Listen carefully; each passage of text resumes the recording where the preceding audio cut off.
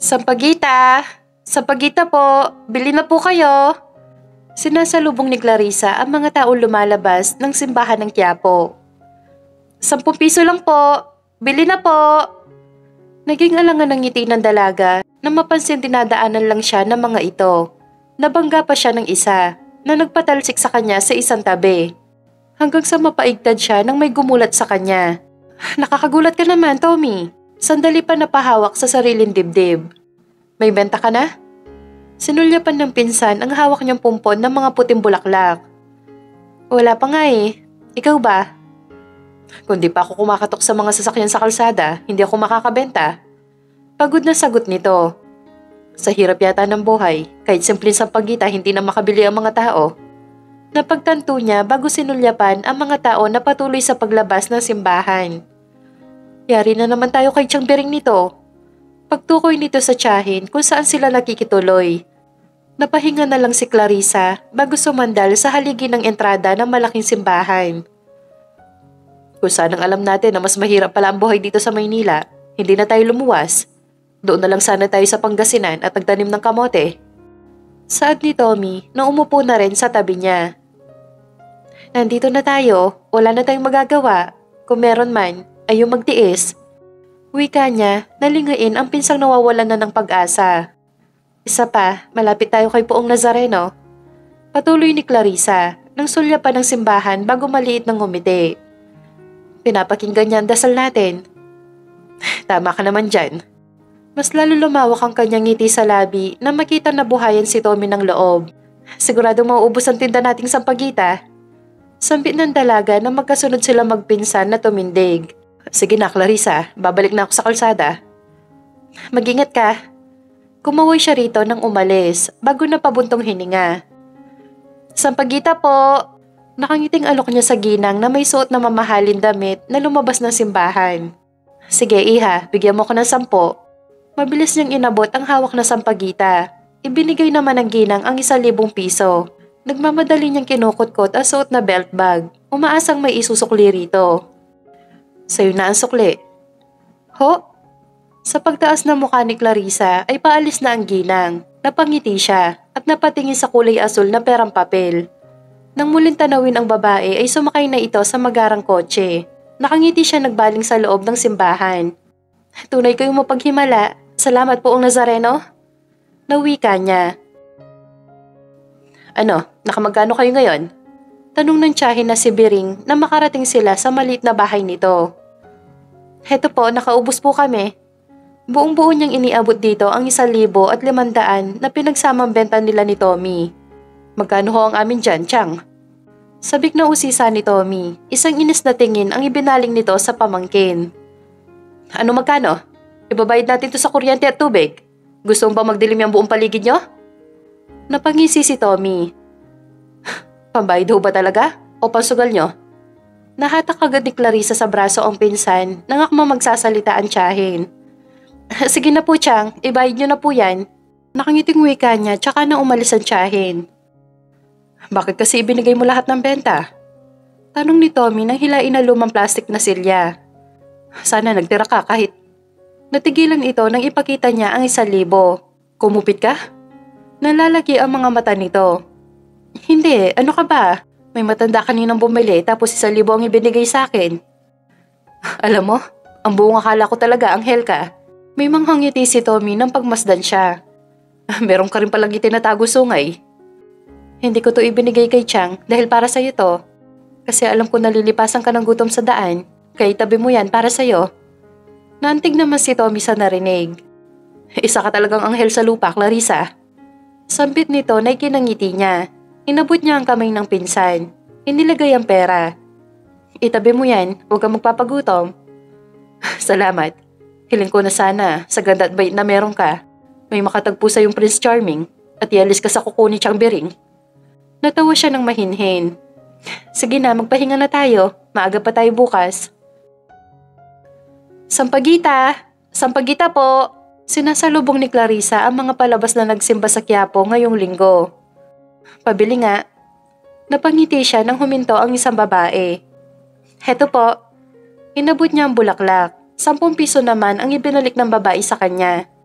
Nakangiti niyang pinanood ang mga tao.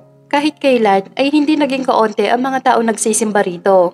Patunay lang nito na katulad niya, marami pa ring tapat na nananampalataya sa Diyos at sa Poong Nazareno. Nang maubos ang mga tao, ay nagpunta siya sa tapat ng simbahan at nagantanda. Tatalikod na sana siya nang may marinig sa loob. Humakbang si Clarissa. Iginala ang tingin sa loob. Doon niya nakita ang isang kamay sa haning ng silya ng simbahan. Nagmamadali siyang pumasok sa loob. Napahinto ang paa niya nang makita ang isang lalaki na nakahiga sa pagitan ng mahabang upuan kasama ang tungkod nito. Ayos lang po ba kayo?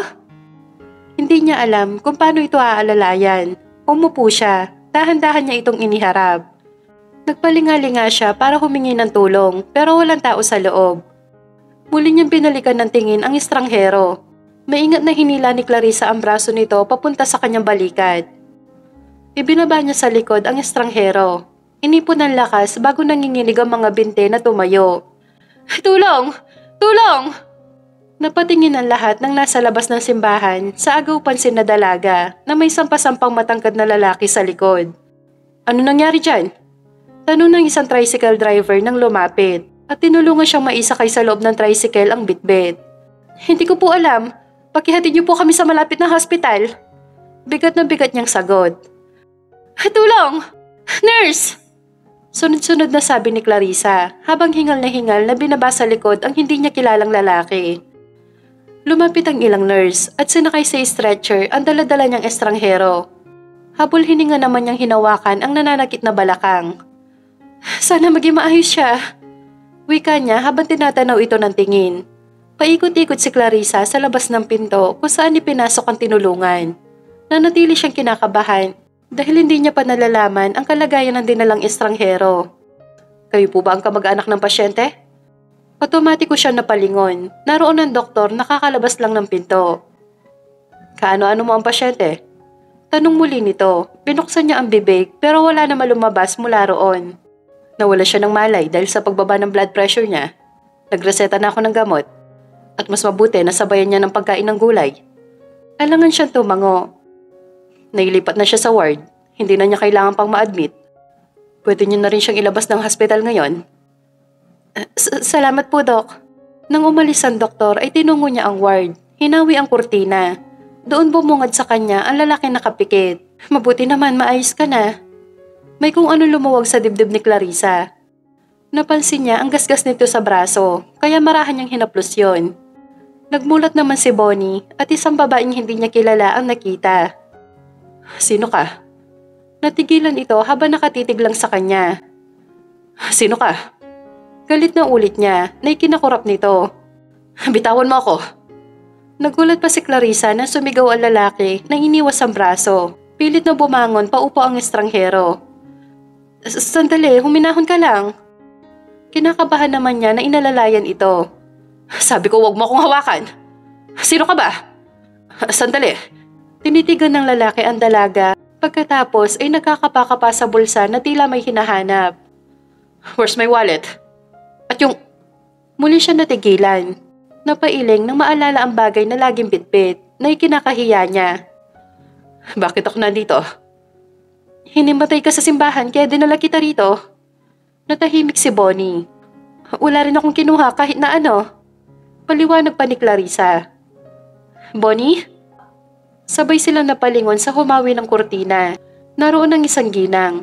Napaatras naman si Clarissa sa pagragasa nito. Are you okay? Ano ba nangyari sa'yo?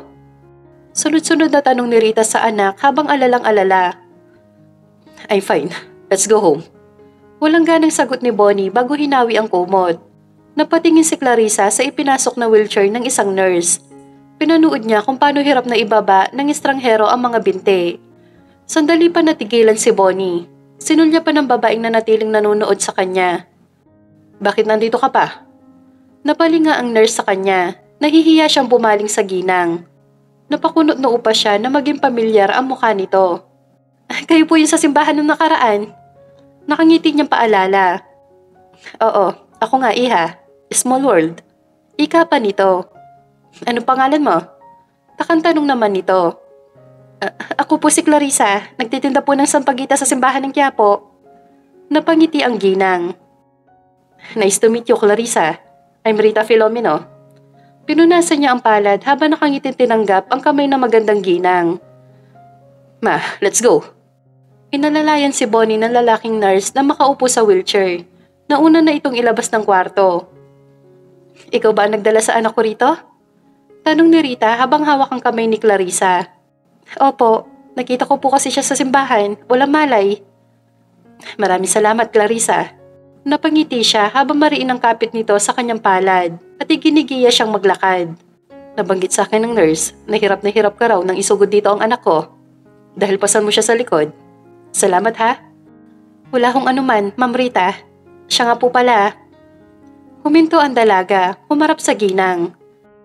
Ang sabi po ng doktor kanina, mababa raw po ang dugo niya kaya siya nawala ng malay. Sinulyapan niya ang wheelchair kung saan sa kaya lalaking itinutulak ng nurse. Siya si Bonnie, nag-iisang anak ko siya. Dahan-dahan siya napatango. Pakainin niyo po siya ng ampalaya para madagdagan ng dugo niya. Kangkong at kamote, maganda din po yun. Ayaw niya. Salamat, Clarissa. Susubukan ko yan. Ma, let's go! Tinanong nila si Bonnie na nakahinto na ang wheelchair habang inip na inip ang anyo. Sige na, mauna na kami. Sandali pala. May kinuha si Rita sa bag. Nagmamadaling inabot nito sa dalaga ang 1,000 piso. Para sa'yo. Ma'am, wag na po.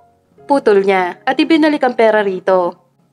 Sa'yo na yan. Sa susunod na magkita tayo, bigyan mo ako ng sampagita mo, ha? Bili nito habang palayo. Napatingin sandali si Clarissa sa hawak bago sinulyapan ng anak ng ginang na matalimang iniwan tingin sa kanya. Clarissa! Father Ben? Patakbong pumasok ang dalaga sa simbahan. Nagmano sa kura paroko. Narinig ko ang nangyari kanina. Ayos ka lang ba? Yun din alam mong walang malay na lalaki. Ayos na bang kalagayan niya? Opo, Father. May malay na po siya. Kasama na niya ang nanay niya ngayon. Mabuti naman kung ganon. Heto, nakita ko na sa unahang silya ng simbahan. Napatingin siya sa ilang sampagita, isang wallet at tungkod na inabot nito. Naiwan siguro yun na lalaking dinala mo sa hospital. Tumitig siya sa kawalan at naalala kung paano hirap na bumaba ng kama ang lalaki kanina. Matangkad at mistiso ba ang lalaking dinala mo sa hospital? Opo, Father. Si Bonnie ba? Kumura pa mga mata ni Clarissa nang marinig ang pangalan na yon. Yung anak po ni Ma'am Rita? Paglilinaw niya. Oo, siya nga. Sabi na nga ba, si Bonnie ang lalaking yon. Father, hindi na po ba siya nakakalakad? O sisa ng dalaga? Umiling ito habang may malungkot ng ngiti. Lumpo na si Bonnie. Kaya po pala hirap siyang kumilos kanina. Napagtanto niya. Pero kahit na ganon, tuwing Biyernes ay nagsisimba siya rito kasama si Rita.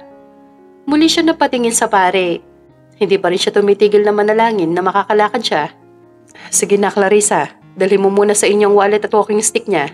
Ikaw nang bahala magbalik sa kanya. Hinawakan siya ng pare sa balikat bago pumasok sa loob ng simbahan. Napatitig naman siya sa hawak. Clarissa! Agad niyang itinago sa likod ang tungkod. Oh, ano yan? Sinilip ni Tommy ang nasa likuran niya. Wala. Anong wala? May hawak ka kaya? Sige, tatamaan ka ng kidlat pag nagsisinungaling ka. Tsaka naririnig ka ng poong Nazareno, oh. Napipilitan niyang inilabas ang mga itinatago. Mukhang mamahalin ang wallet na yan, ah. Ako mga aabutin ito ng pinsan nang iiwas niya. May nagmamayari nito, kailangan kong ibalik. Pumalatak lang si Tommy. Oh, ano yan? Matanda ba may-ari niyan? Pagtukoy nito sa tungkod na hawak niya sa kabilang kamay. Hindi. Sagot naman niya. Halika na nga, umuwi na tayo. Nauna na maglakad si Tommy na sinundan naman niya. Ayos ka na ba talaga, anak? I'm fine, ma. Kinuha ni Bonnie ang isang libro sa lamisita sa tabi ng kama at nagbasa. Ang sabi ng doktor, mababa daw ang dugo mo, kaya huwag ka na magpuyat. Maliit lang ang tango ng binata habang ang focus ay nasa libro pa rin. Laki pa sa salamat ko talaga kay Clarissa at siya nakakita sa'yo. Doon lang natigilan sa paglipat ng pahina si Bonnie. Kung sa iba yon, hahayaan ka na lang at hindi magpapakahirap na isang paka sa likod para madala sa hospital. Walang emosyon niyang itinaas sa muka. Nasa kanyang wallet ko. Sagot niya. Ano? Tila naputol ang paghanga ng ina sa babae. Hindi pa niya ibinabalik at malabong ibalik niya. Huwag ka nga magsalita ng ganyan sa taong tumulong sa'yo. For sure, ibabalik yun ni Clarissa. Taga-simbahan ng Quiapo yun kaya hindi niya yung kayang gawin. Ma, remember? Sa lugar na yon maraming magnanak. Anak, don't judge too easily. Hindi mo dapat pinag-iisipan ng masama ang taong nagmamagandang loob na tumulong sa'yo. Ibabalik ni Clarissa ang gamit mo at sisiguraduhin ko na sa'yo mismo niya ibibigay. Umirap lang si Bonnie, ipinagpatuloy ang pagbabasa. Nang umalis ang ina, ay doon lang siya huminto. Inalala ang mukha ng babaeng tumulong sa kanya. Patanaw-tanaw si Clarissa sa dikalayuan habang may hawak na sampagita. Dahil araw ng Biyernes ay maraming deboto para makinig ng misa. Naghihintay siya sa labas ng simbahan. Napangiti siya nang matanaw ang magarang sasakyan. Pumurap ang mata niya nang makitang bumaba mula roon ang ginang. Kasunod si Bonnie na alalay ng driver na makasakay sa wheelchair. Huminga siya ng malalim bago nagtungo sa mga ito. Magandang umaga, ma'am. Clarissa. Nakangiting bati naman nito. Alanganin niyang sinulyapan ng anak nitong nasa wheelchair. Magandang umaga, Sir Bonnie. Wala naman itong tugon, nanatiling seryoso ang anyo. Maganda ka pa sa umaga, Clarissa. Lumapit ang ginang sa kanya nang hindi napupuknat ang ngiti sa labi. Ma'am, ibabalik ko lang po tong gamit ni Sir Bonnie. Napatingin na mag-ina sa hawak niyang wallet at walking stick. Si Father Benho ang nakakita niyan nang naiwan dito sa simbahan bago niya binigay sa akin. Paliwanag niya. Alam kong ibabalik mo yan kung nasa iyo man yan, Clarissa. Umiwas ng tingin si Bonnie na lingain ng ina. Alam ko hindi ka katulad ng iba, nakukuha basta ng gamit.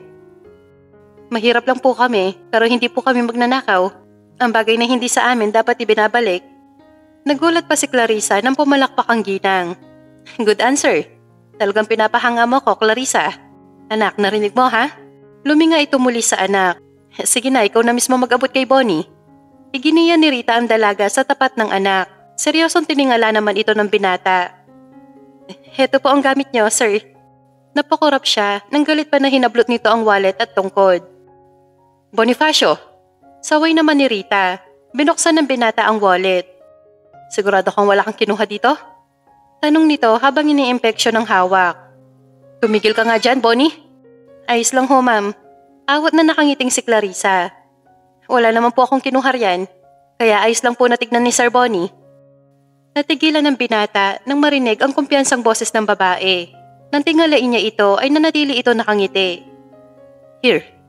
Mula sa wallet ay kumuha siya ng ilang libong pera at tinabot dito. Napakurap naman ang mga mata ni Clarissa. Para saan po yan? Reward. For returning my wallet.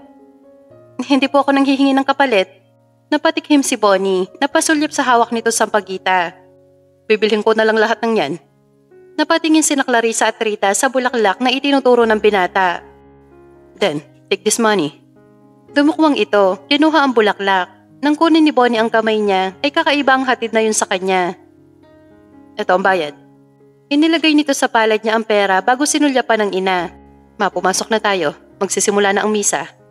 Sige na, Clarissa. Papasok na muna kami. Magkita ulit tayo, ha? Nakangiting sambit naman ni Rita. Sinundan niya ng tingin ang mag-ina. Kumaway pa sa kanya ang ginang. Anak. Pulong ni Rita sa binatang katabi sa mahabang upuan. Ano palagay mo kay Clarissa? Nag-aarko ang mga kilay na bumaling siya sa ina. What do you mean? Naguguluhan niyang tanong. Nakita niya ang magandang ngiti nito. Maganda ba siya? Type mo ba siya? Ma. Awat ni Bonnie nang bumaling sa altar. Oh, bakit? Single ka naman at ang tagal-tagal mo nang walang girlfriend. Abay gusto ko naman magkaapo. Seryoso niyang sinalubong ang tingin ng ina. Tingin niyo po ba may papatol sa katulad ko lumpo? Anak naman, masyado mo minamaliit ang sarili mo. Sinasabi ko lang ang totoo. Kaya please, magkinig na lang kayo ng misa. Hindi kung ano-anong bagay ang naiisip niyo, okay? Nginitian niya ito ng maliit at muling ibinalik ang atensyon sa pare. Nagtuon na rin doon si Rita habang may malungkot na anyo. Anak, mauna ka na sa sasakyan. Nilingon ni Bonnie ang ina na huminto sa entrada ng simbahan ng Quiapo matapos ang misa. Saan kayo pupunta, mama? Ha, wala, dyan lang. May bibilhin lang ako. Naghihinalang pinagmamasdan ito ng binata. Sige na, mauna ka na. Manong Erwin, tawag nito sa kanilang driver. Ma'am, pakialalayan mo si Sir Bonnie mo. Mag-wheelchair ka hanggang papasok ng bahay, ha? Huwag mo munang gamitin ang walking stick mo, anak. Bilin nito at tumalikod. Nag-iisip na sinundan ng tingin ni Bonnie ang ina. Tara na po, sir. Dahan-dahang itinulak ng driver ang kanyang wheelchair. Mawalang galang na ho. Tawag pansin ni Rita sa isang tindera na makalayo ang kotse kung saan lula ng anak. Ano po yon, ma'am? Inahanap ko yung nagtitinda ng sampagita. Saad niya. Naku ma'am, maraming nagtitinda ng sampagita rito. Sino po bang hanap nyo? Si Clarissa, yung lagi nasa entrada ng simbahan. Si Clarissa. Alam niyo po ba kung saan siya nakatira? Hindi pa natatapos ang sasabihin ng tindera ay nakita nito na dumaan si Tommy. Yun, pinsan niya yun ma'am. Magkasama po sila sa bahay. Sinundan naman ng tingin ni Rita ang tinuro ng tindera. Mabilis kaya yata nakaubos ngayon. Kaharap ni Clarissa ang tiyahin habang gumagawa ng itinitindang sampagita.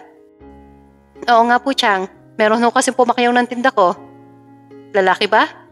Napatingin siya sa sabik na boses ng tiyahin. Lalaki ba? Ulit nito. Kung lalaki, baka natipuhan ka. Sagutin mo na agad. Chang. Ay, huwag ka na magpakipot. Gamitin mo yung ganda mo para makatagpo ng mayaman na lalaki. Clarissa? Narinig nila ang boses ni Tommy mula sa labas ng bahay. Nakangiti itong pumasok. Clarissa, may naghahanap sa'yo. Sino? Napatayo ang dalaga. Ma'am Rita? Pwede ba kitang makausap? Tanong ng ginang. Sige Clarissa, maiwanan namin kayo.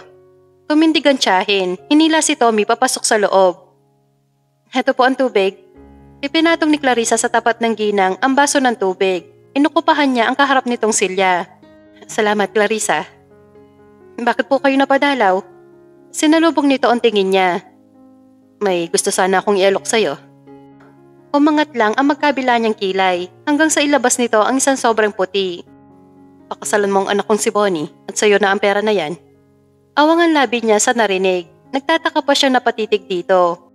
Ngumiti ng malungkot ang ina ng binata. Pakasalan mo ang anak ko, Clarissa. Bakit po ako? Sa wakas, matapos ang ilang segundo ay nakapagsalita siya. Sino bang gagawa ng ginawa mo para sa kanya?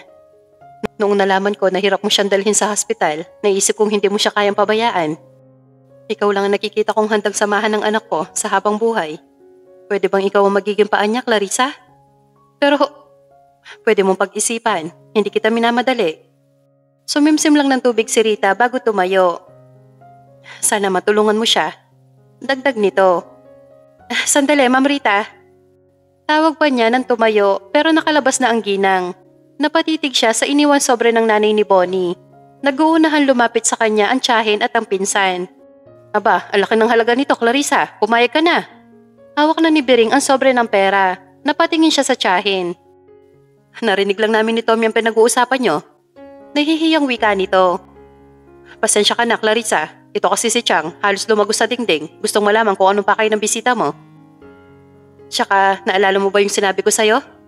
Tumikit ito sa kanya. Baka yan na ang Prince Charming mo. Dumating na at sadyang hinahanap ka. Mahina nitong sambit. Pumayag ka na, Clarissa. Sa totoo lang, hindi mong kikitain yan sa pagtitinda ng sampagita.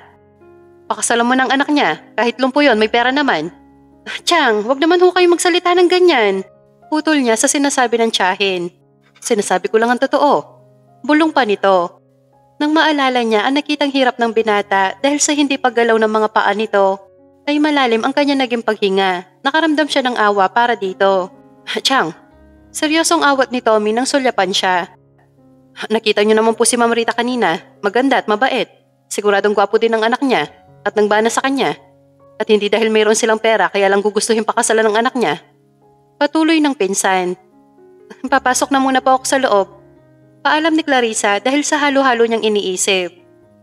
Kayo kasi Chang eh. Paninisi ni Tommy sa tiyahin. Umupo si Clarissa sa matigas na higaan at sinulya pa ng sobre. Hindi siya makaramdam ng tuwa kahit nakikita na ang makapal na pera. Ang naiisip niya lang ay ang hiling ng ginang sa kanya. Kinaumagahan ay maaga naghihintay ang dalaga sa simbahan ng Quiapo. Nagbabaka sakaling makita ang ina ng binata kahit tapos na ang misa. Natanong naman niya ang sasakyan nito. Bumaba mula roon ang hinihintay niya. Ma'am Rita? Nakapag-desisyon ka na ba, Clarissa? Pumasok sila sa simbahan. Umupo sa dulong silya. Napatingin sa kanya ang ginang nang ibalik niya ang sobre. Nakita niya ang malungkot nitong ngiti. Ayaw mong pakasalan ng anak ko? Tanong ni Rita. Hinawakan niya ang kamay ng ginang at ngumiti rito. Ma'am, hindi ko po kailangan ng pera para pakasalan ng anak niyo. Nagtataka ang anyo ng kaharap. Kung gusto niyo po na may mag-alaga sa kanya, pakakasalan ko siya. Desisyon niya na nagpatulo ng luha ni Rita. Talaga? Tumango naman siya at agad na niyakap ito. Hindi ako nagkamali sa pagpili sa'yo. Alam ko hindi mo tatanggapin ang pera. Ikaw ang sagot sa mga dasal ko, Clarissa. Lumuluhang sagot ni Rita. Napatingin si Bonnie sa inang palapit. Naroon siya sa garden, nakaharap sa nakabukas na laptop para magtrabaho. Saan kayo galing ng ganito kaaga, ma? Bakit? Dagdag niyang tanong na lumapit ito habang hindi nagsasalita. Umupo ito sa tapat ng paanan niya at hinawakan siya sa kamay. May sorpresa ako sa iyo, anak. Sabi ni Rita. Okay, pero hindi ko pa naman birthday ngayon. Alangan tugon niya. Anak, alam mo namang gusto kong may mag-alaga sa iyo, hindi ba? Pumura pa mga mata ng binata sa seryosong tono ng ina. Kung sa tingin mo hindi ka makakahanap, ako anak, may napili na. Patuloy nito. Tumayo si Rita at bumaling sa di kalayuan na pinto. Napakunot noo siya nang makita ang babaeng nagdala sa kanya sa hospital. Lumapit ito sa kanyang ina na agad na hinawakan ito sa kamay. Pakakasalan ka ni Clarissa, Bonnie. What? Hiniling ko na pakasalan ka niya. Is this a kind of a joke, ma? Hindi, anak. Hindi ko siya pakakasalan. Isang masamang tingin ang ipinukol ng binata kay Clarissa. Natahimik sila. Hindi ako magpapakasal sa kanya, tapos ang usapan na to. Desisyon niya bago umalis sakay ng wheelchair. Nagbaling naman si Rita sa dalaga. Dito ka lang, kakausapin ko muna siya, ha? Sige po. Sumunod ito sa anak at humarang sa daan nito. Bonnie, anak. Ma, hindi ko siya kilala. Bakit ko siya pakakasalan? Salubong na salubong ang dalawang kilay nito. Anak, I'm getting old. Natigilan ng nagagalit na si Bonnie. Darating ang panahon na hindi kita maaalagaan. Kapag nangyari yon, sino makakatuwang mo? Umiwas siya ng tingin na makita ang luha ng ina. Bumaba ito sa tapat niya. Muli siyang hinawakan sa kamay. Anak, ito lang ang hiling ko. Pumikit siya sandali at huminga ng malalim. Seryosong sinalubong niya ang mata nito. Pumapayag na ako, pero mananatili siya dito bilang tagapag-alaga ko. Yun lang. Napangiti si Rita habang may luha. Salamat, anak. Napatayo si Clarissa na makalapit si Rita. Tulak-tulak ang wheelchair ng seryosong si Bonnie. Halika, Clarissa, dadalhin kita sa magiging kwarto mo. Nakangiting sabi ng ina nito. Sinulyapan niya ang binata at dahan-dahan tumayo. Sige ho. Sa isang malaking kwarto siya dinala ng ginang. Mabango at malinis sa loob na nakapagpangiti sa kanya. Clarissa. Ma'am? Malungkot na hinawakan nito ang kamay niya kaya may pagtataka niyang sinalubong ang tingin nito. Hindi pumayag sa kasal si Bonnie.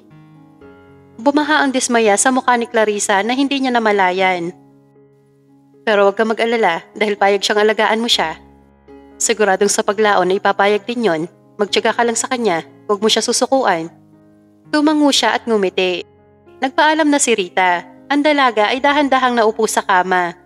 Siguradong hindi basta-basta magpapakasal sa kanya ang masungit na binata.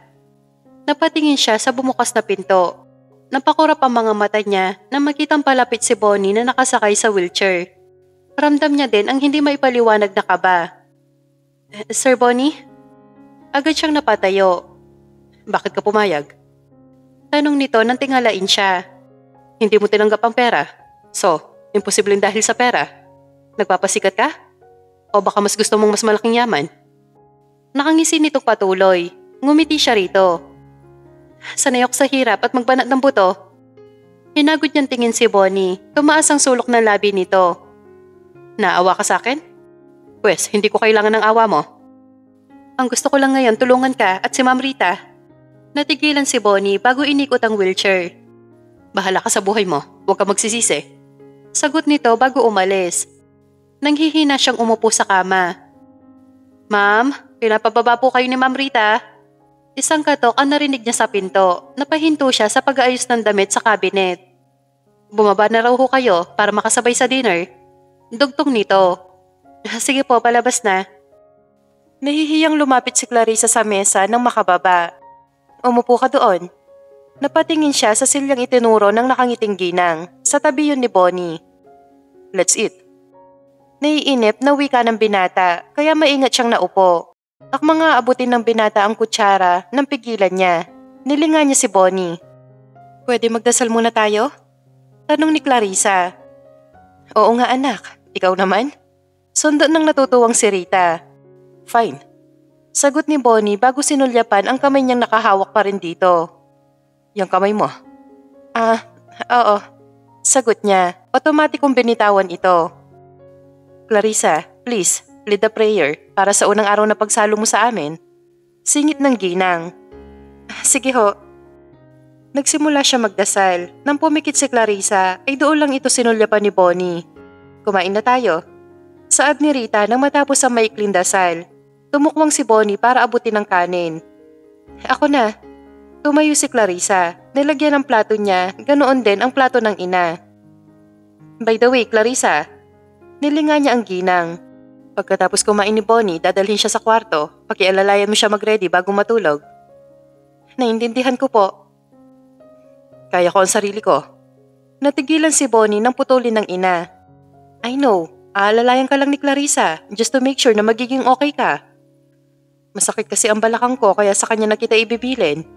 Humawak pa sa likuran si Rita. Napatingin ang binata kay Clarissa na nag-aalalang pinagmasdan ang nanay niya. Nakaupo si Bonnie sa kama nang marahan na bumukas ang pinto. Pinanood niya ang paglapit ng dalaga. Hila ni Clarissa ang isang trolley cart na laman ay gamit ng binata. Tinuruan na naman siya ng nanay nito kaya alam na niya ang gagawin. Marahan siyang umupo sa tabi nito. Piniga niya ang isang bimpo na galing sa maligamgam na tubig. Nang bumaling ay natigilan siya nang magtagpo ang kanilang tingin. Ano? Tititigan mo na lang ba ako? Yung braso mo. Sagot niya sa nanginginig na boses. Kaswal na inabot nito ang braso sa kanya at bumaling sa libro na hawak ng isang kamay nito. Sinimulan niyang magaan na punasan ang maputing braso ng binata. Dahan-dahan niya rin itinaas ang kamay para punasan ang pisngi nito.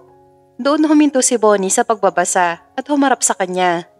Napakurap si Clarissa na magtama ang mga mata nila. Hinawakan nito ang palapulsuhan niyang hawak ang bimpo. I'm curious kung bakit ka basta pumayag na pakasalan ako. Seryosong wika nito.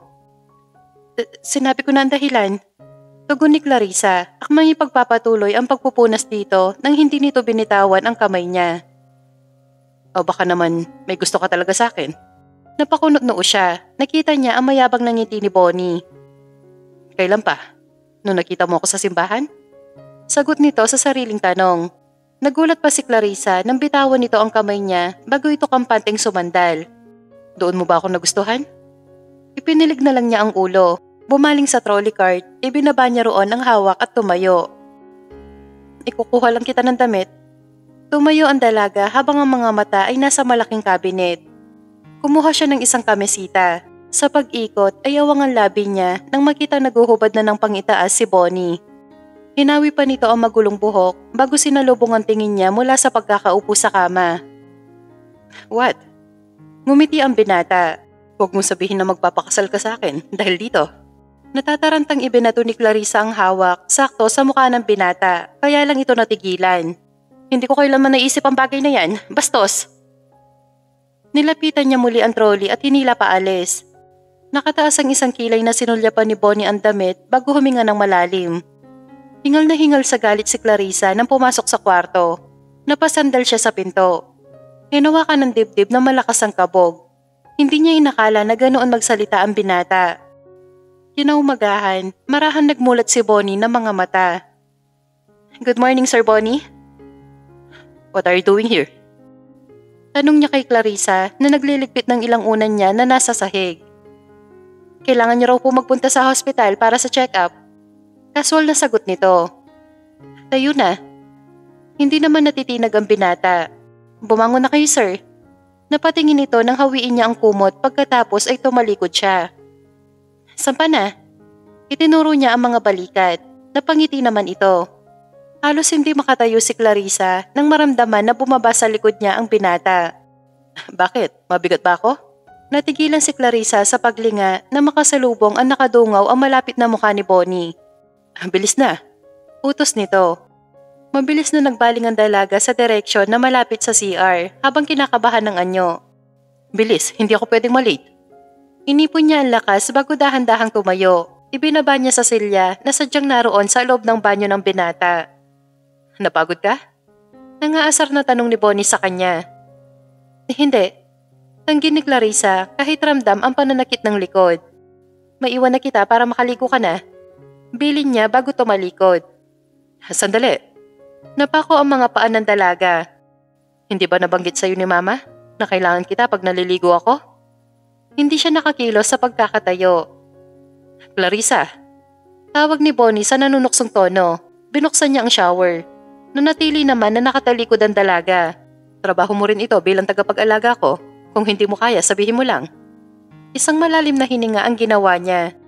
Sandali siyang tumitig kung saan at naalala ang pakiusap ng ginang.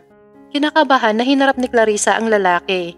Nakakunot noon na patingin dito si Bonnie na maglakad at tumapat ito sa kanyang pwesto. Hubad na. Casual na utos nito. Siya naman ang natigilan, napakurap at hindi makasagot. Ano? Tubukwang ito sa kanya. Akmang huhubarin ang suot niya nang inis siyang umiwas. Oh, bakit? Lihim ang gigil niyang paghinga. Tinatakot lang naman niya ito.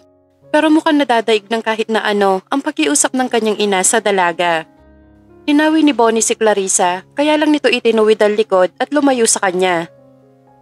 Ako na. Kaya ko na maligo mag-isa. Pero sabi mo, labas. Hintayin na lang kita rito. Lumabas siya sa malawak na banyo, nagtungo sa likod ng nakasaradong pinto. Rinig ni Clarissa ang lagaslas ng tubig mula sa loob. Sir Bonnie? What? Tapos ka na ba? Pwede ba? Natigilan siya sa pagsigaw nito. Baka mali ka sa check-up mo. Narinig ni Bonnie na sagot ng dalaga. Sir Bonnie? Ulit ni Clarissa nang matahimik sa loob. May bahagya na siyang pag-aalala. Bubuksan ko na to. Dagdag niya nang humarap at hindi sumagot ang binata. Nang biglang bumukas ang pinto, naroon ang nakasuot na robang binata, bagsak ang basang buhok. Hinila niya ang wheelchair palapit dito, lumapit at inalalayan itong makasakay. Seryosong napatitig ang binata kay Clarissa. Nakikita niya ang tiyaga nito sa kanya. Hindi rin biro ang pagtitiis nito sa kalokohan niya. Napakurap ang dalaga na makita nakatingin lang sa kanya si Bonnie. Nakakaasiwang katahimikan ang nasa pagitan nila. Halika na. Marahan niyang itinulak ang wheelchair nito at tinihinto sa tapat ng kama. Nandiyan na ang susuotin mo.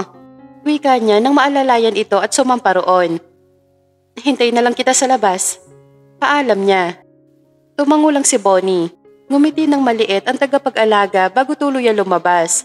Nang maiwan mag-isa, ay isang tipid ng ngiti ang gumuhit sa labi nito. Napatingin si Clarissa sa binata nakasakay sa wheelchair na lumabas mula sa kwarto. Sandali niyang pinagmasdan ang gwapo mukha nito na maaliwalas ang anyo. Hey, let's go. Bakit ka nakatulala dyan? Oo. Nakama siya lalapit dito. Sandali. Muli siya natigilan. Ano ba yung itsura mo? Mabilis na nahawakan ni Clarissa ang nakaladkad na buhok. Iniwas ni Bonnie ang tingin dito pero hindi rin nakontrol ang sarili na pagmasdan ang tagapag-alaga. Naging dahan-dahan ang kilos nito sa mga mata niya. Hinawi at itinali nito ang itim na buhok na nakapagpangiti sa kanya nang wala sa loob. Sir Bonnie? Ha? Nakangiti ang nakatayo ng tuwid na si Clarissa. Sunod-sunod na napakurap ang binata.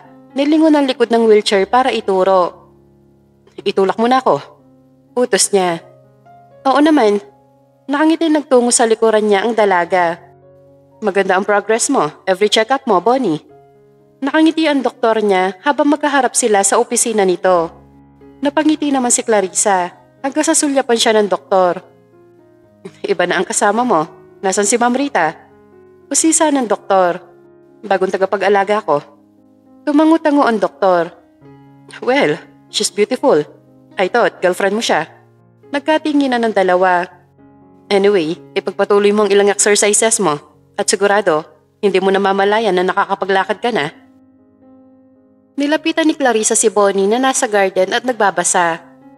Sir? Tumawag po si Ma'am Rita. Kailangan niyo raw pong ihansayo ang mga binti niyo. Wala ang terapist ko. Tugon nito habang nakatutok pa rin ang mga mata sa binabasa. Sandali pang uminom ng kape. Sabi ni Ma'am, pwede ko kayong tulungan. Alangan niyang sagot. Nilinga naman siya ni Bonnie. Pinakita niya rito ang adult walker na makakatulong dito sa paglalakad. Ngumiti pa siya ng maliit. Binagsak ng binata ang magkabilang balikat. Pero kung ayaw niyo po, ayos lang. Nagtitimping huminga si Bonnie nang makita ang dismaya sa mukha ni Clarissa. Sinarado niya ang libro. Fine, tara na. Agad na gumuhit ang ngiti sa labi ng dalaga. Talaga? Oo na, halika na. Napipilitang sagot nito. Dahan-dahan lang. Alalay niya si Bonnie nang tumayo. Naroon ang mga kamay nito sa magkabilang hawakan ng walker. Nakangiti siya nagtungo sa tapat nito. Huwag kayong magmandali ha? Umirap lang ito. Halatang pinagbibigyan lang siya. Huminga ng malalim ang binata. Nanginginig ang mga binting humakbang ng isa. Kaya mo yan! Napatingin si Bonnie sa natutuwang dalaga. Hakbang pa! Kaya mo yan! Pagpapalakas nito ng loob niya. Gusto niyang matawa dahil para siyang batang natututo palang maglakad kung paano i-cheer nito. Tumango siya, inipon ng lakas bago muling humakbang. Pero biglang nanghina ang kanyang dalawang binti. Sir Bonnie! Natumba paharap ang binata. Tumama pa sa noon nito ang walker. Sir! Mabilis itong dinaluhan ni Clarissa. Ibinangon ng kalahating katawan. Nakita niya ang maliit na sugat nito sa gilid ng noo na may dugo. May sugat kayo! Kitang-kita ni Bonnie ang pag-aalala sa anyo ni Clarissa. Tumayo siya. Dumukwang para alalayan ng binata. Nagawa naman niya na bahagyang iangat ito, pero nawalan siya ng balanse. Napahiga si Bonnie at dire-diretso siyang napaibabawan nito. Nagkadikit din ang kanilang mga labi. Nagkatitigan sila habang ganun ang posisyon. Parehong hindi makapaniwala ang kanilang anyo. Hanggang sa matauhan si Clarissa, mabilis siya lumayo. Bakit mo ko hinalikan? Tanong ng binata. Pasensya na, nawalan ako ng balanse. Nagmamadali siyang tumindig. Kahit kinakabahan, inalalayan ito makabangon hanggang sa makaupo sa wheelchair. May sugat ka. Sandali, kukuha ako ng gamot. Matulin pumasok sa loob ng bahay ang dalaga. Sandali pa natigilan bago dahan-dahan na hawakan ng labi. Nanginginig ang kamay ni Bonnie nang abutin ng tasa sa bilog na mesa. Tila natuyo ang lalamunan niya. Nadugo pa ba? Tanong ni Clarissa na muling lumabas. Natatarantang kinuha nito ang bulak at nilagyan ng gamot bago dinampian ng sugat sa noo ng binata. Seryosong tinignan ni Bonnie ang kaharap na tagapag-alaga na alalang-alala hanggang sa mapangiwi siya. Pasensya na. Bahagyang hinipan nito ang sugat niya kaya siya napangiti. Tinignan siya ni Clarissa. Niloloko niyo lang yata ako. Padabog nitong ibinaba ang kamay na may hawak na bulak. Ano niloloko? Ayan o, nakangiti pa nga kayo. Bakit mo ako kinu-question? Ako ang amo mo. Tsaka nakakadalawa ka na ha? Anong dalawa? Tanong naman ni Clarissa.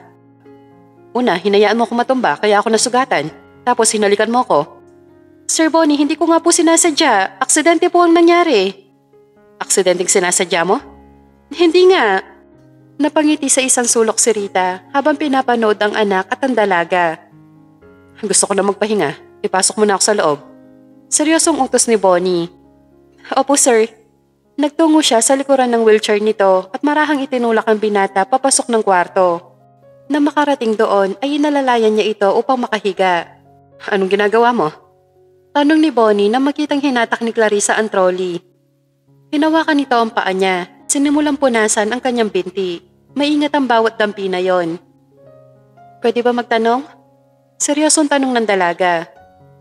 Ano yon? Bakit hindi ka na nakakapaglakad? Matagal bago sumagot si Bonnie, kaya nagtaas na mukha si Clarissa at ngumiti. Ayos lang, huwag mo na sagutin. Kalimutan mo na. Naaksidente ako sa kotse noong 1 taon. Bumangga ako at naipit ang mga binti ko. Dahan-dahan siya napatango. Hindi pa huli ang lahat. Naniniwala akong makakalakad ka. Sinalubong ni Bonnie ang mga mata ng tagapag-alaga. Ngumiti ito na nakakadagdag ng kanyang munting pag-asa na muling makakalakad pa. Pinapakinggan ng nasa itaas ang dasal mo. Kaya magtiwala ka lang. Tumayo na siya at marahan na itinaas ang kumot para itabing sa binata. Sige na, magpahinga ka na. Bilin niya pagkatapos tumalikod. Clarissa. Dumikit ang mga paa niya sa sahig sa unang beses na pagtawag nito sa kanya sa pangalan. Salamat. Dagdag ng binata. Lumingon siya rito pero agad itong pumikit na ikinangiti niya. Mauna na po ako. Nakangiting paalam ni Clarissa kay Rita habang dala-dala ang ilang pasalubong para sa tiyahin at pinsan. Sige, mag-iingat ka ha? Sagot ng ginang. Sinulyapan niya si Bonnie na malayo ang tanaw. Sir Bonnie, mauna na po ako. Anong oras ang uwi mo? Tumaas sa magkabilang kilay ni Rita kasabay ng impit na kilig. Ho? Tanong naman niya. Sinalubong nito ng tingin ang dalaga. Anong oras ka uuwi? Alangan naman pinapasahod ka namin tapos nasa bahay ka lang. Reklamo nito. Ano ka ba anak? Ang possessive mo namang amo. Day off ni Clarissa. Hayaan mo siya kung kailan niya gustong umuwi. Ma, hindi ako possessive. Hindi raw. Putol agad ni Rita bago nilinga si Clarissa na nakatingin sa kanilang mag-ina. Sige na Clarissa. Sige ho ma'am. Humakbang na siya. Magpahatid ka sa driver. Bilin ni Bonnie. Lumingon siya rito at tumango. Pinanood na lang ng binata at ni Rita ang paglabas ng bahay ng dalaga. Hanggang sa mapatingin si Bonnie sa inang nanunukso ang ngiti. Agad niyang pinaandar ang wheelchair. Sandali anak. Pinigilan nito sa likod ang kinauupuan niya. Sabihin mo nga sa akin, gusto mo na bang pakasalan si Clarissa? Anong pakasalan? Patawa-tawa niyang tugon. Nakikita ko na nagkakalapit na kayong dalawa. Sabi ko naman sa'yo magugustuhan mo siya. Ma, magpapakatotoo ako. Seryoso niyang paliwanag, nasabik naman ang mukha ng ina. Matyaga siya at magaling mag-alaga. Pero alam niyo naman ang sinabi kong kapalit kung magiging asawa ko siya. Yun ay para maging tagapag-alaga ko lang. Lumungkot ang mukha ni Rita. Kapag naglalakad ka na, aalis na siya, ganun ba? Matamlay na sagot nito. Oo. So please, stop dreaming. Hindi na itinuloy ni Clarissa ang pagpasok muli sa loob ng bahay matapos ang usapan na mag-ina. Malinaw niyang narinig yon. Malinaw din ang tama na yon sa kanyang puso. Ang dami mo naman pasalubong. Akalain mo nga naman yung simple nagtitinda lang ng sampagita, nakatira na sa malaking bahay. Tuwang-tuwang bulalas ng tiyahin niya habang binubuksan ang mga daladala niya. Kumusta ka naman? Yung asawa mong si Bonnie, kumusta? Patuloy pa ng pinsan na si Tommy. Hindi ko siya asawa. Natigilan ng tiyahin at napalingon sa kanya. Hindi siya pumayag na ikasal kami. Ha? Bakit? Siya pa ang nag-iinarte? Siya na nga itulumpo, Chang. Awat na nanlalaki mga mata ni Tommy. Bahala nga kayo dyan. Pumasok sa loob si Bering, bitbit ang mga pasalubong. Pansin naman ni Tommy ang malungkot na pinsan. Gusto mo na ba siya? Gusto mo na ba si Sir Bonnie? Patuloy nito ng tabihan ng dalaga. Napakurap ang mga mata ni Clarissa. Pinakatitigal siya ni Tommy. Gusto mo nga siya, kitang-kita sa mukha mo. Hindi. Kailan pa? Kailan mo pa siya nagustuhan? Sunod-sunod na tanong ng pinsan. Napalingon silang dalawa na muli lumabas ang tiyahin. Ayos lang yon, Clarissa. Kung gusto mo ang lalaking yon, ikaw na dapat mismo magsabi na pakasalan ka niya para masabi mo na may damdamin ka na para sa kanya. Champiring, hindi naman yung tama. Si Tommy na ang sumagot. Nabasa yata ang nasa isip niya. Anong hindi tama, Aber? Ang hindi tama ay yung magpakasal ka sa isang tao na wala kang nararamdaman. Eh kung totoong ngang gwapo yon at mabait ang lalaking yon tulad ng sinasabi mo, abay malabong hindi mahulog ang loob ng pisa mo sa kanya. Mahabang lintanya ng tiyahin. Oh, hindi ba Clarissa? Tanong pa ni Bering. Nagbaling sa kanya si Tommy. Kung gusto mo na nga siya, ang tanong, ganun din ba si Bonnie? May pag-asa ba magustuhan ka rin niya? Iniwas niya ang mga mata at naalala ang narinig na usapan na mag-ina. Hindi dapat natin pinag-uusapan ng mga bagay na walang kasiguraduhan. Sagot niya na nakapagpatahimik sa dalawa. Pasok na po muna ako sa loob.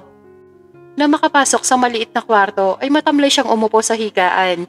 Hindi niya alam kung bakit mabigat sa kanya ang nalaman. Pumayag lang naman siya dahil sa hiling ng ginang. Pero bakit parang mas may malalim pa roon na dahilan? Oh, bakit may dala kang sampagita? Huwag mo sabihin babalik ka na ulit sa pagtitinda kaysa bumalik bilang tagapag-alaga ng lalaking yon. Dagdag ni Bering nang makita si Clarissa kinaumagahan na naghahanda para magtinda. Ayos lang yon, Clarissa. Mas mabuti magtinda ka na lang ulit kaysa tuluyang mahulog ang loob mo kay Sir Bonnie. Sa bagay, kung ngayon pa nga lang, gano'n na yun makitungo sa'yo. Sigurado kapag nakapaglakad na yon, pipilit makakahanap yun ng kapantay niyang babae. Pagsulsol ng kanilang tiyahin. Chang, siya ho nawalan, hindi si Clarissa. Hindi lang maganda tong pinsan ko. Mabait pa, literal na anghel sa lupa. Nakangiting sambit ni Tommy. Napangiti naman siya ng maliit sa narinig. Wag na ho kayong magtalo. Ito mga sampagita, dadalhin ko po kay Ma'am Rita. Mauna na ako. Paliwanag niya at lumabas na ng bahay. Isang malalim na paghinga ang ginawa ni Clarissa nang mapatapat sa malaking pinto ng mga Filomeno bago yun binuksan. Walang tao sa sala. Rinig niya ang pagkabagsak mula sa kusina. Kaya nagmamadali siya nagtungo roon. Naabutan niya ang mga piraso ng basag na plato sa sahig. Sir Bonnie, ayos lang kayo? Una niya nilapitan ang binatang nakaupo sa wheelchair at nagkalat din ang kanin sa mesa. Bakit ba ngayon ka lang? Napakurap ang kanyang mga mata. Late ka na. Kanina pa ako hirap na kumilos. Kusa natigilan si Bonnie nang matitigan si Clarissa at maamoy ang bulaklak ng sampagita. Kalimutan mo na. Bawi niya. Napatingin naman sa paligid ang dalaga. Kailong ba ang nandito? May nakikita ka bang iba? Pilosopong sagot nito nang salubungin ang kanyang tingin. Nasa supermarket si Mama, kasama ang mga kasambahay. Sagot ni Bonnie.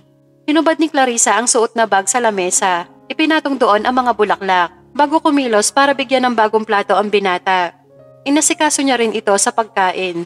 Pagkatapos ay niligpit ang nagkalat sa sahig. Sinulyapan naman ni Bonnie si Clarissa na nagtungo sa lababo. Nang bumalik ito ay casual siyang kumain. Ikaw, nag-breakfast ka na ba? Pasimple niyang tanong dito. Napakurap si Clarissa nang abutin ni Bonnie ang isang silya sa tabi nito. Muli siyang sinulyapan nito. Sumabay ka nang kumain sa akin. Wag na ho. Napakunot noo ito. Ayaw mo akong kasabay? Seryosong tanong ng binata na nagpakaba sa kanya. Bakit? Naiilang ka sa akin? Kasi gusto mo ko? Napangiti siya sa inis. Sir Bonnie, huwag po kayo masyadong presko. Kumain kayo ng kumain, pagkatapos nyo lilinisin ko na kayo. Kinuha niya ang sampagita at bag bago nakangiting umalis. Nakataas ang kilay na sinundan ng tingin ni Bonnie ang dalaga bago ipinagpatuloy ang pagkain. Dala-dala ni Clarissa ang mga gamit nang bumaba ng hagdan. Naroon sa sala ang nakaupo sa wheelchair na si Bonnie. Umupo siya sa sofa. Marahang hinila ang wheelchair palapit. Inuna niyang alisin ang ilang butil ng kanin sa binti nito. Seryosong pinagmamasdan naman ng binata ang kaharap na magandang tagapag-alaga. Samahan mo ako magsimba sa Quiapo. Natigilan si Clarissa, dahan-dahang sinalubong ang mga mata nito. Ngumiti siya kay Bonnie. Oo naman, sasamahan ko kayo magdasal para makalakad na kayo. Napangiti ito. Paano kung matupad yon? Hindi ko na kailangan ng tagapag-alaga. Kumurap ang mga mata ni Clarissa. Babalik ka na sa pagtitinda ng sampagita?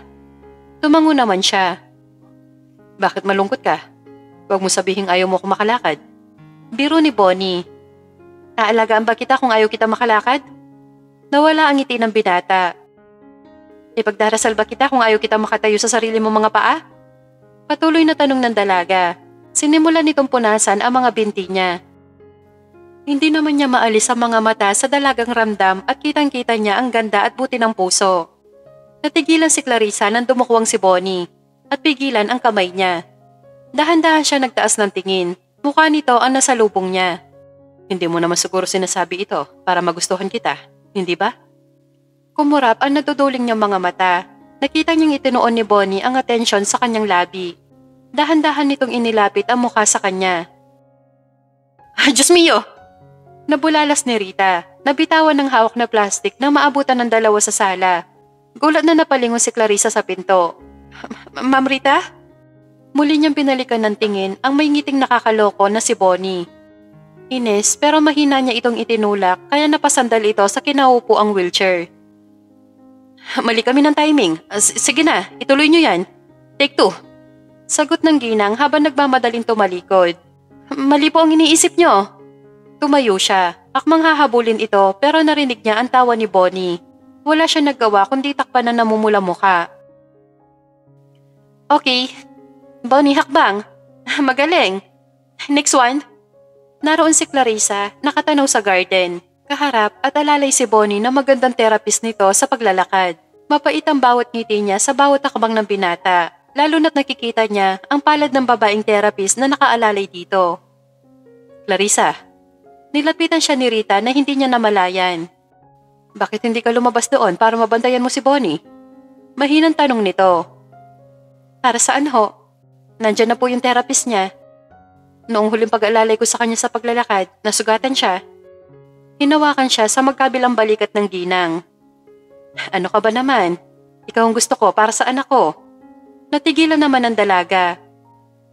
Halata ko na yung therapist na yan noon pa. Malakas ang tama niyang kay Bonnie. Patuloy nito. Malabo kung hindi siya magustuhan ni Sir Bonnie. Malungkot niyang sagot. Nakikita ko rin ho na gusto niya makalakad. Baka po para hindi ko na siya maalagaan. Napagtanto niya bago malungkot na tumanaw sa binatang nakakalayo na ng paglalakad habang nakangiti. Maganda ang progression ni Bonnie. Nakikita kong hindi na siya masyado nahihirapan. And parang mas eager siya ngayon na makalakad ulit. Who knows, maybe next month, he'll be able to walk with crutches. Masayang pahayag ng therapist na si Ina habang magkaharap sila. Basta ipagpatuloy lang niya ang exercises niya. Patuloy nito. Maraming salamat naman kung ganon. Nakangiting sagot ni Rita na sinulyapan si Bonnie. Anyway, free na nga po pala ako. Nawala ang ngiti ng ginang at tagapag-alaga ng binata sa sinabi ni Ina. Anong ibig mo sabihin? Alang ang tanong ng ginang. Pwede ko na pong tutukan si Bonnie. Maalagaan ko na po siya hanggang sa makalakad siya. Sagot nito. Dahan-dahan naman nagkatinginan si Rita at Clarissa. Nanatiling nakangiti ang therapist. Hindi ba kailangan ni Bonnie ng tagapag-alaga? Nandito na po ako. I'm willing to do it. Dumukwang pa ito. Hinawakan ng kamay ng kaharap na si Bonnie. Napapikit ang binata nang tumama ang likod sa paghila ng wheelchair ng inang nakatayo sa kanyang likuran at walang ingat na inilayo sa dalagang therapist. Naku Ina, I'm sorry. May tagapag-alaga na kasi si Bonnie. Ang kamay naman ni Clarissa ang nananahimik sa likod ang hinila ng ginang. Napadpad si Clarissa sa tabi ni Rita. Si Clarissa.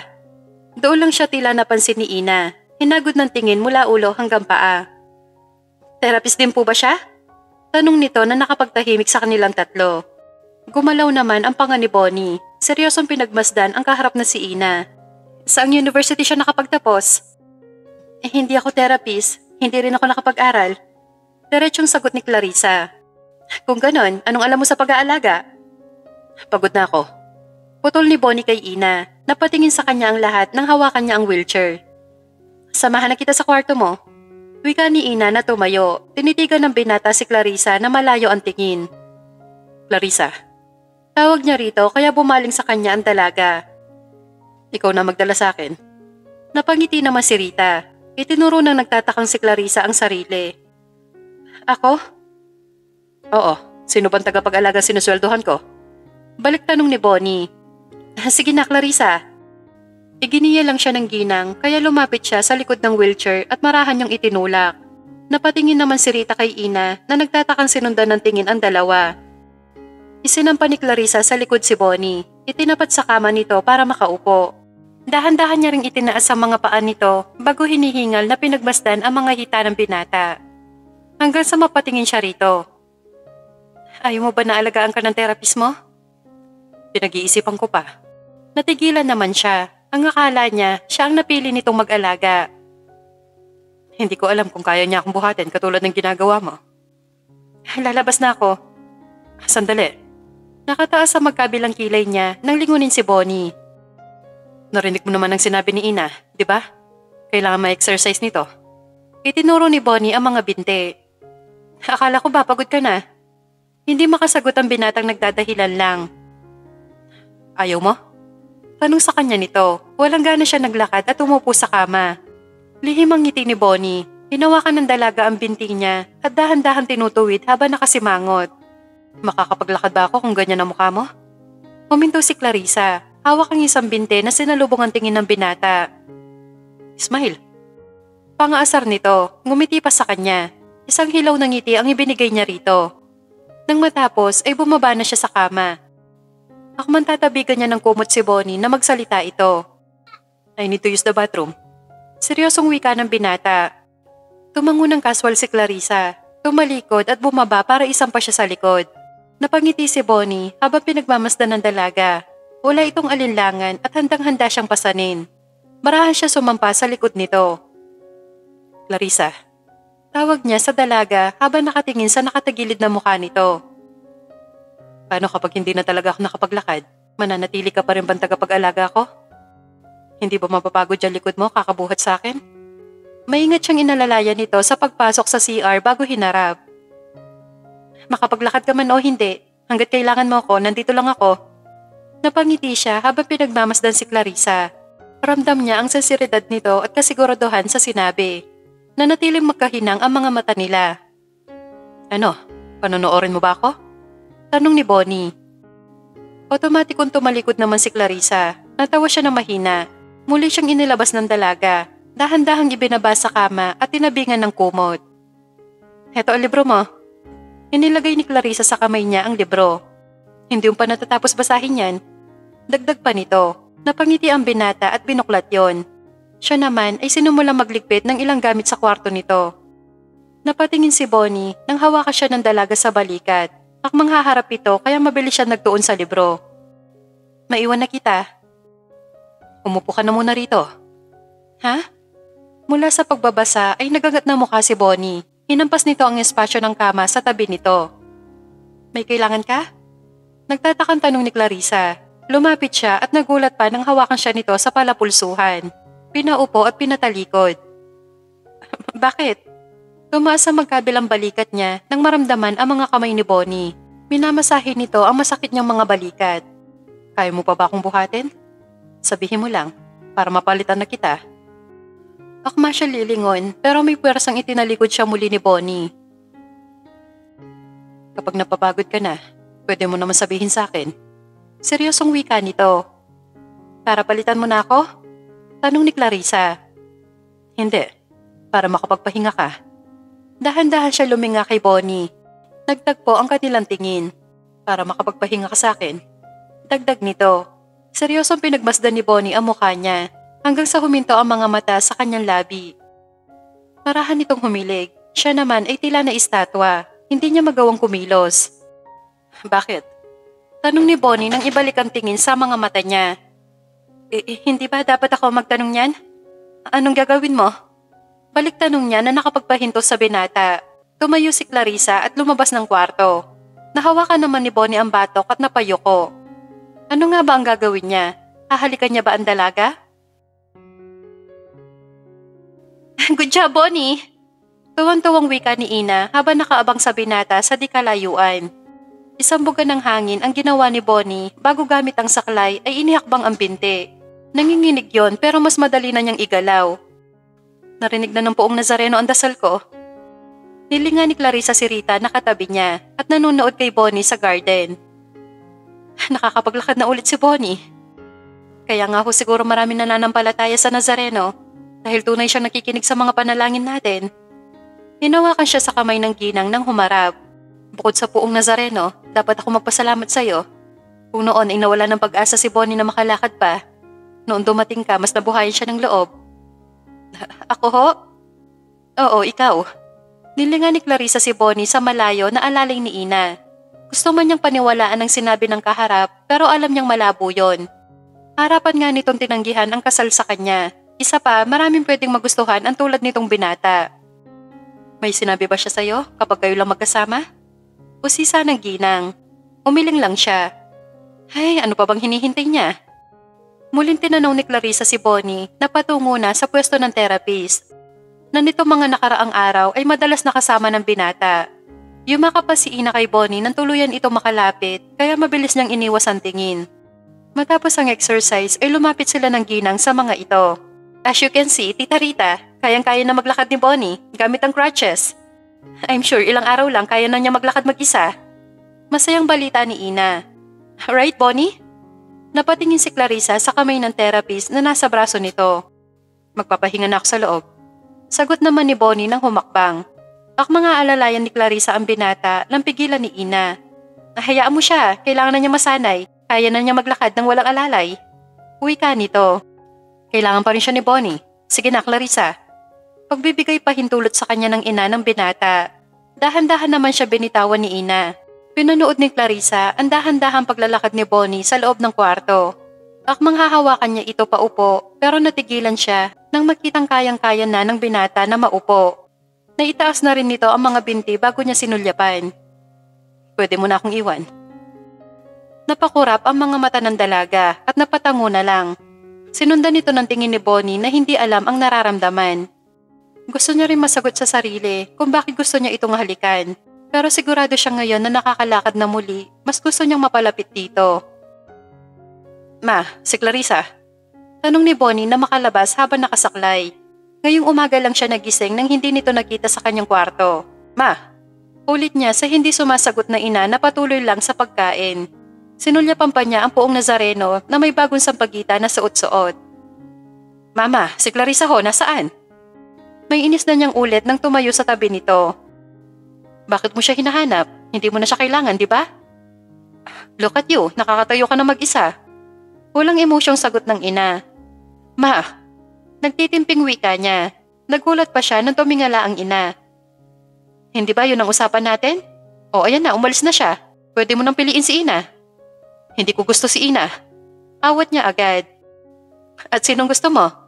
Sabik na tanong ni Rita na ikinatigil niya. Pumikit siya sandali. Sa pagmulat niya ay nakita niyang abang na abang ito. Bakit ko ba sasabihin sa inyo? Napagtanto niya, sumimangot naman ang ginang. Nasaan si Clarissa? Tanong ni Bonnie na natigilan din at sinulyapan ang Nazareno. Mabilis siya naglakad. Tuwang-tuwa naman na naiwan si Rita. Sampagita ho! Sinasalubong ni Clarissa ang mga nagsisimba pero katulad ng dati ay nilalampasan lang siya ng mga ito.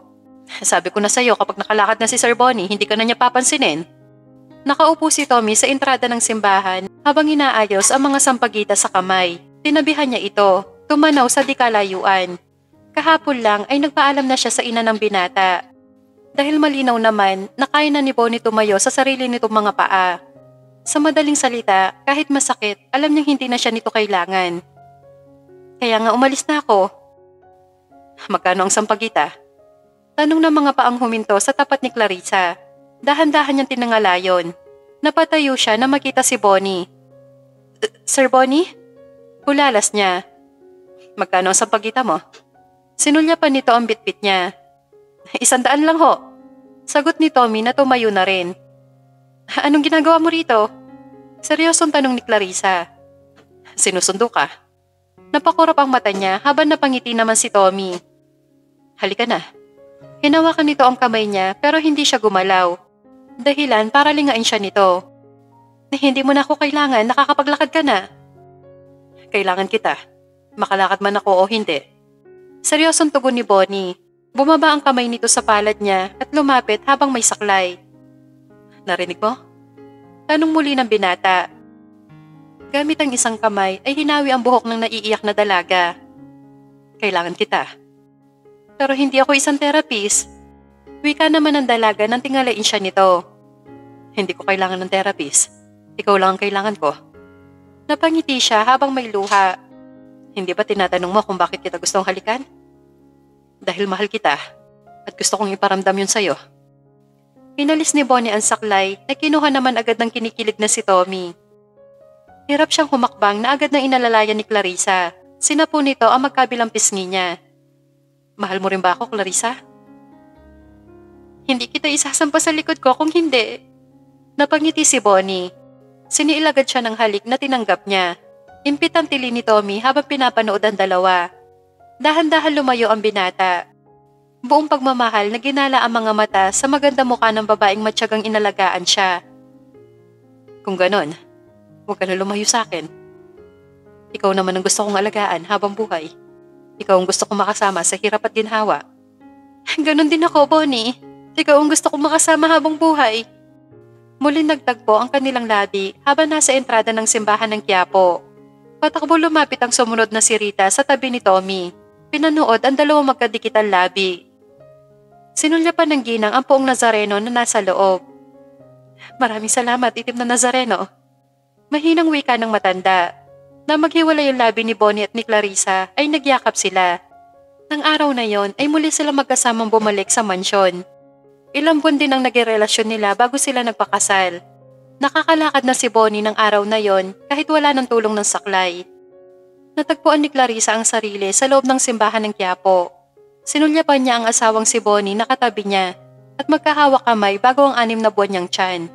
Napangiti siya nang sulyapan ng puong Nazareno na nasa altar, na may suot na sampagitan na inalay niya. May luha yon na pinagmasdan. Naniwala siyang ito ang nagdala sa kanya sa mag-inang sina Rita at Bonnie.